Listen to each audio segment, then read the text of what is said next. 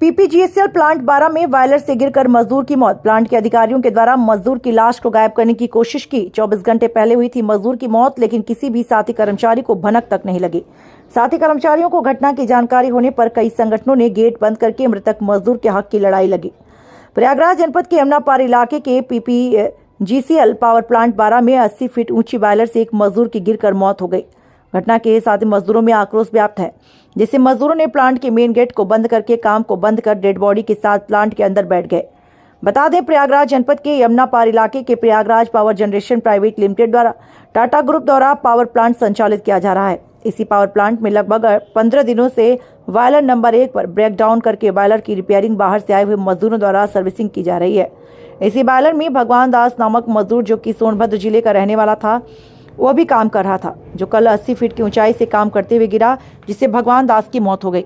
सूत्रों से मिली जानकारी के अनुसार मजदूर डेड बॉडी को कंपनी प्रशासन द्वारा छिपा कर गायब करना चाहती थी, लेकिन साथ ही मजदूरों को लगभग 24 घंटे बाद घटना की जानकारी होने पर कंपनी के हाथ पैर फूल गए। घटना का खबर शाम 4 बजे कंपनी के बाहर आई तो विश्व हिंदू परिषद और किसान संगठनों ने कंपनी गेट के बाहर इकट्ठा होकर मृतक मजदूर के परिजनों के हक की लड़ाई लड़ी, जिससे कंपनी प्रशासन द्वारा 15 लाख रुपए और परिवार के एक सदस्य को नौकरी देने की बात लिखित तौर पर दिया। जानकारी के अनुसार प्लांट के कैंपस में आए दिन ऐसी घटनाएं होती हैं, लेकिन इन घटनाओं को प्लांट के तानाशाही रवैये के कारण छिपा लिया जाता है और सारी घटनाएं अफन दफन होकर रह जाती हैं। प्रयागराज से ब्यूरो रिपोर्ट। क्या घटना थी जो आप लोगों ने आज पीपीजीसीएल पावर प्लांट को गेट बंद करके रखा? देखिए, हम लोगों को विश्वस्त सूत्रों से ये जानकारी हुई कि इस कंपनी के अंदर एक कार्यकर्ता जो कि हिंदू है, उसकी कतिपय कारणों से मौत हो गई। और किन कारणों से मरा, तो हम लोगों को ये जानकारी हुई कि कंपनी के लोग जैसे विगत वर्षों में उन्होंने किया है, तो उसकी मौत को छिपा लेने की बात चल रही थी। तो इसलिए हम लोगों ने यहाँ पर आके घेरा किया और यहाँ के गेट की बंदी की, जिससे कि कर्मचारी को न्याय मिल सके और उसके साथ किसी प्रकार की हेराफेरी न हो सके। जैसा कि यहाँ के ही मजदूरों द्वारा या सूत्रों द्वारा पता चल, आए दिन ऐसी घटना होती है।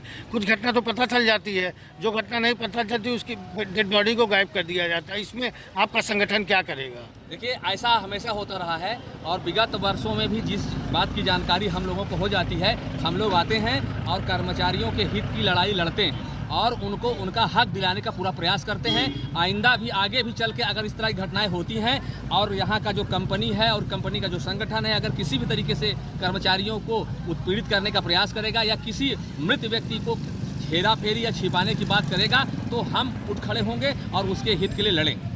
आज की घटना में लास्ट में क्या निर्णय प्रशासन ने लिया? अभी लगभग 2.5-3 घंटे, 4 घंटे और 5 घंटे के गेट बंदी के बाद प्रशासन और कंपनी के लोगों के बीच, हम लोगों के बीच में एक निर्णय हुआ।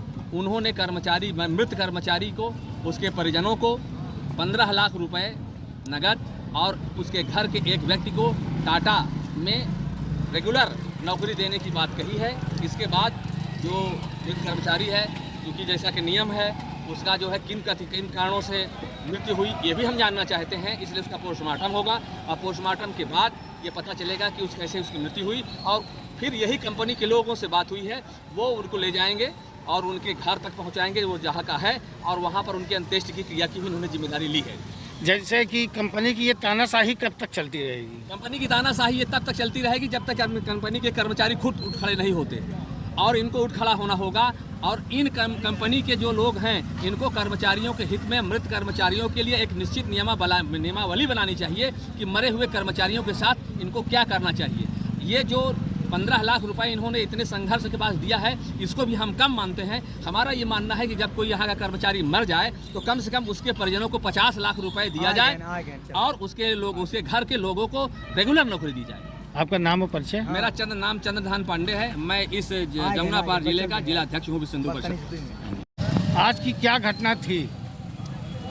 घटना का पता विश्व हिंदू परिषद और समस्त हिंदू कार्यकर्ताओं को पता लगा कि कोई मजदूर गिर करके मर गया है कंपनी में, और ऐसा हल्ला हुआ कि उसको कुछ दूसरे ढंग से कंपनी वालों की नियत थी वो दफनाने आदि की, लेकिन ऐसा नहीं हुआ।